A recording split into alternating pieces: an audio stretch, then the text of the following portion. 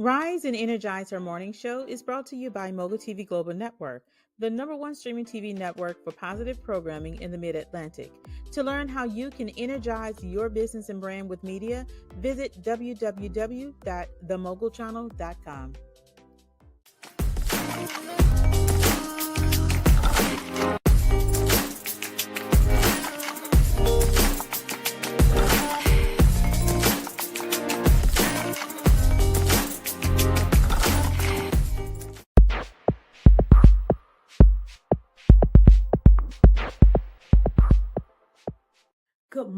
Good morning, everyone, and welcome to Affirmative Action. Not the affirmative action associated with discrimination, but affirmative action where we are affirming the actions of those around us and those in the community, as well as affirming actions that you need to take to be successful, triumphant, happy, calm, peaceful, and to live a joyous life.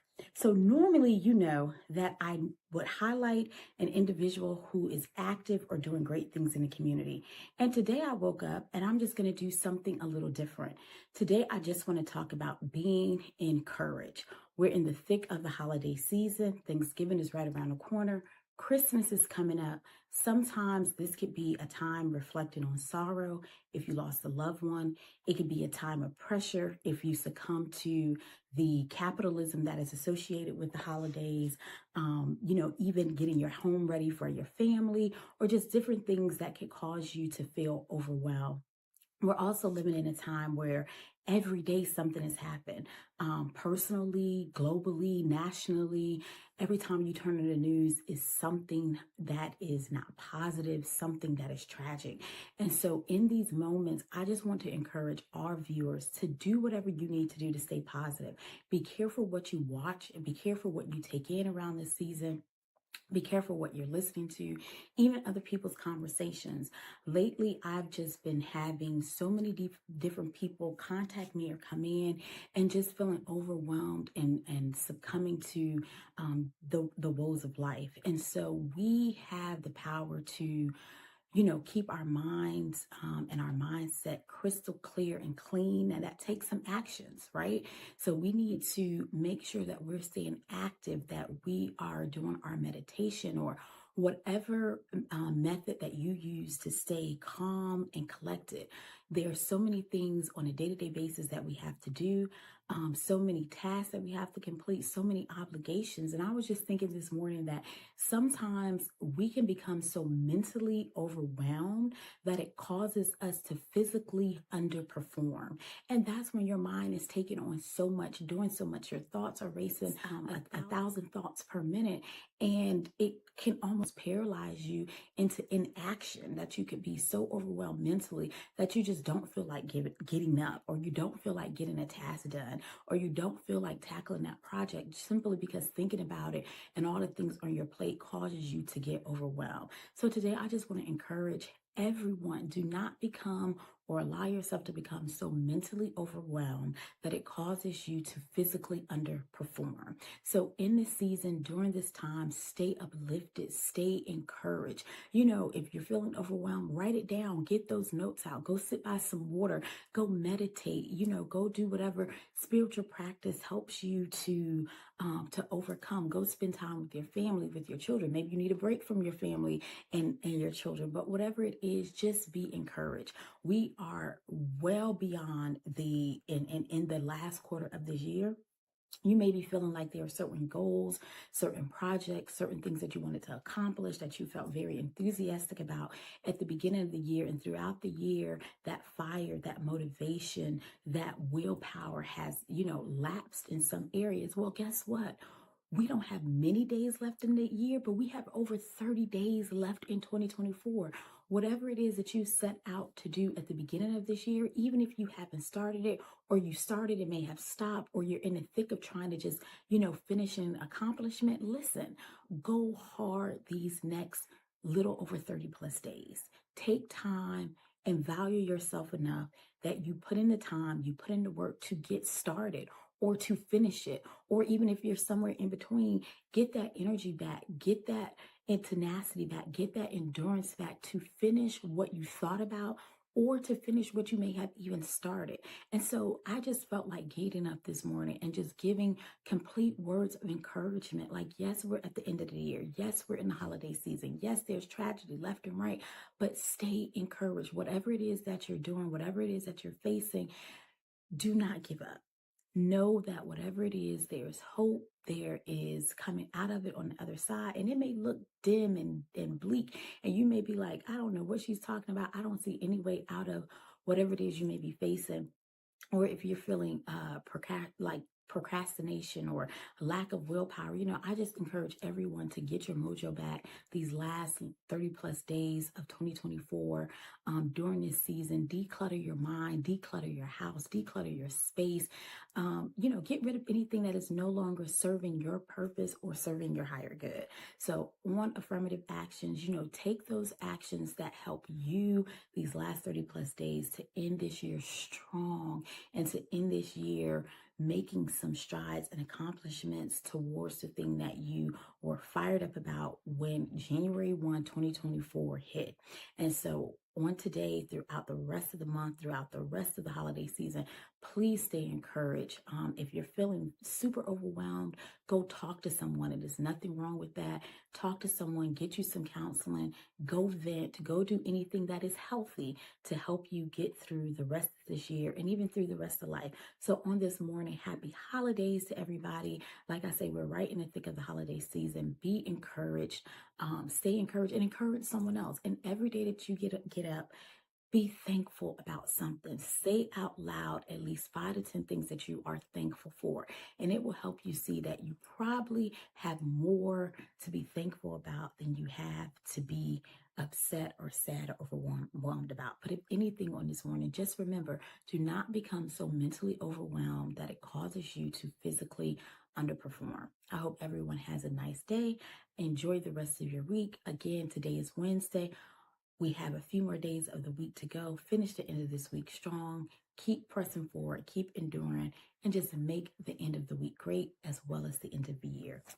Bye, guys. Enjoy your day. It's the middle of the week. We're almost to the weekend. Enjoy, enjoy, enjoy.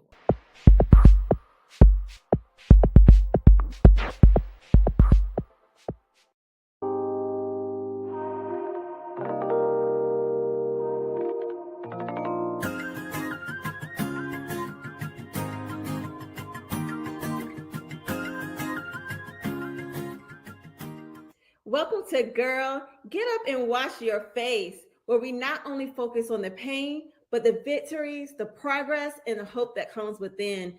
So today, this is for my ladies who feel like they've been called to turn their pain into their purpose, but you're really not sure where to start. Like, I've been working in this field of turning your pain into your purpose for over 10 years now, and I get this question asked a lot.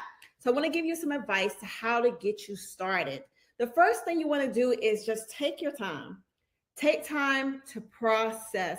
So before diving into what happened or sharing or helping others, make sure you've had time to process and heal, because the last thing you want to do is be telling your story and you are boo-hooing, okay? So you want to be able to tell that story very relaxed, calmly, straight face. Now, it's okay to tear up a little bit, but remember, just be able to work through your own wounds, right? Take the time to journal, find a therapist, find a support group, and that's going to be your first powerful step, okay?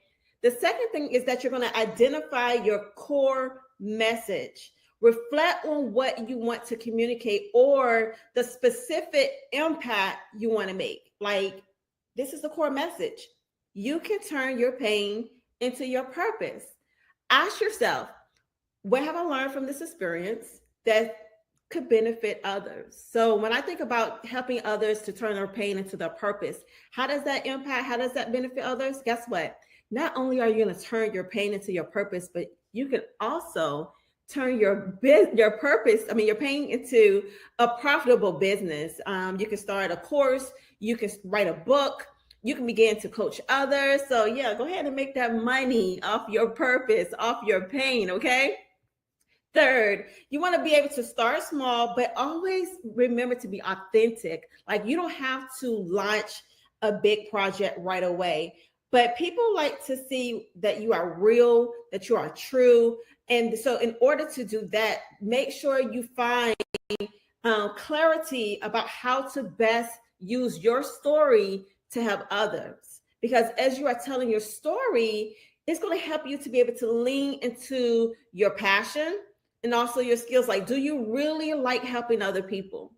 Do you really like seeing people to thrive? Are you go girl? Put your makeup on, smile, go wash your face. Are you really that girly? You got to be true, because guess what? They're going to feel it. They're going to see it. And if you faking it, they're going to see that too. So if you love writing, start a blog. If you're good at connecting with people, go join a support group or volunteer just to get your voice heard, just to get your story heard, because they're still going to see who you are, still as you are tapping into your passion into your skills, okay? Build that support network. Surround yourself with people who understand your journey and encourage your purpose. I have a Facebook group called Healthy, Happy, and Healed. People who have come together because they have holistic goals, focus on the whole body, the mind, the soul, the spirit, the emotions, all of that, okay? So talking with others who've been through similar experiences or mentors who have found their purpose in their pain can offer inspiration and practical advice. But remember, as you are on this journey, take care of yourself along the way. Helping others, I'm going to be honest with you, can be very heavy. Yes, your story is powerful, but it is emotionally intense. So regular self-care, setting those boundaries, it's going to be very important as you take those steps to help others. And it can give you a place of strength instead of the burnout that sometimes comes with the territory. But lastly, what I want to talk about is just trusting that every step that you take, it will count, okay? As you are trying to help others to heal, it's also going to help you heal. Transform that pain into your purpose. It can become a journey as you take those steps. Trust that each step, no matter how small, it's going to bring you closer to making a difference. And so purpose doesn't always happen overnight. It unfolds as you continue to take action, learn, and grow. So you don't need to really just fully form a plan to start. Even simple actions have a ripple effect and help you to find the best ways to make a meaningful impact. As long as you get started, that's the only thing that matters.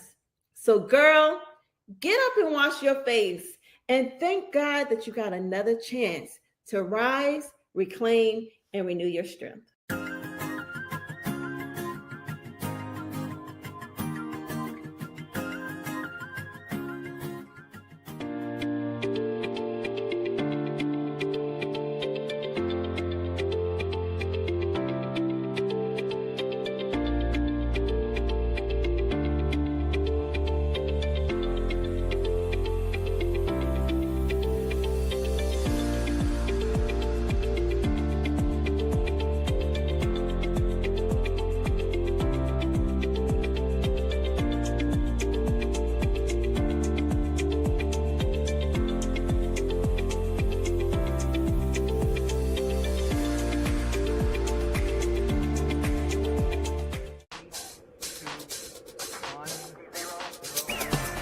Hello and welcome to Healthy Chats. I'm your host, Carleeka Basnight-Menendez. Yes, all of that. And so today we're talking about inflammation.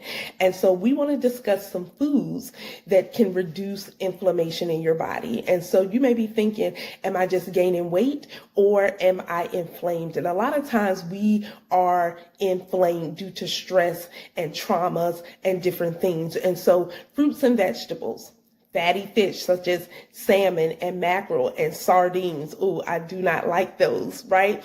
Nuts and seeds. So getting those omega-3 fats and vitamin E can also help reduce inflammation. Olive oil, tomatoes, avocados, green tea, which is one of my favorites, oranges, Prebiotic foods such as whole grains and asparagus, artichokes, onions, garlic. These are just a few things, probiotic foods, right? Which contain bacteria such as yogurt and kimchi, sauerkraut. And so those are just a few foods that you can eat to reduce inflammation. So the next time you're stepping on the scale or you're pulling on those clothes and you're thinking, and you may have gained some weight in different things, and they're also get moving.